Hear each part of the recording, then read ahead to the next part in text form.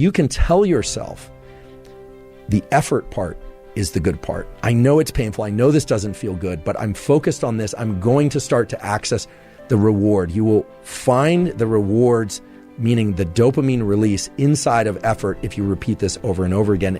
So how do you do this? When we receive rewards, even if we give ourselves rewards for something, we tend to associate less pleasure with the actual activity itself that evoked the reward. If you get a peak in dopamine from a reward, it's going to lower your baseline. And because the reward comes at the end, we start to dissociate the neural circuits for dopamine and reward that would have normally been active during the activity. And because it all arrives at the end, over time, we have the experience of less and less pleasure from that particular activity while we're doing it. You have to tell yourself in those moments of the most intense friction, this is very painful. And because it's painful, it will evoke an increase in dopamine release later, meaning it will increase my baseline in dopamine. But you also have to tell yourself that in that moment, you are doing it by choice and you're doing it because you love it. Doing it involves learning to access the rewards from effort and doing.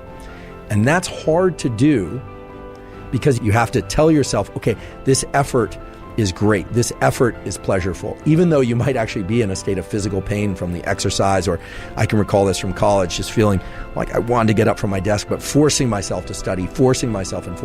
What you find over time is that you can start to associate a dopamine release. You can evoke dopamine release from the friction and the challenge that you happen to be in.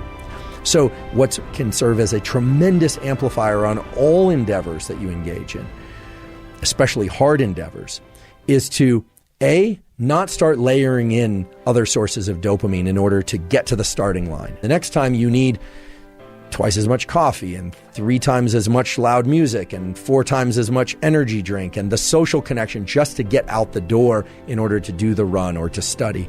Not layering in other sources of dopamine in order to be able to continue, but rather to subjectively start to attach the feeling of friction and effort to an internally generated reward system. And this is not meant to be vague. This is a system that exists in your mind, that exists in the minds of humans for hundreds of thousands of years, by which you're not just pursuing the things that are innately pleasurable. If you're feeling amotivated, you need to do something and put yourself into a state that's harder than the state you're in.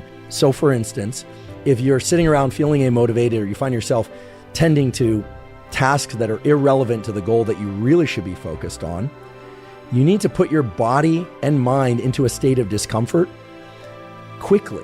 And the way to do that is to either engage in some tangential activity, meaning an activity not related to your goal that puts your body into a very different state. So here again, I'll default to the obvious one, which is something like cold shower or cold immersion, which not only increases dopamine long-term, or over several hours rather, but for most people is experienced as pain.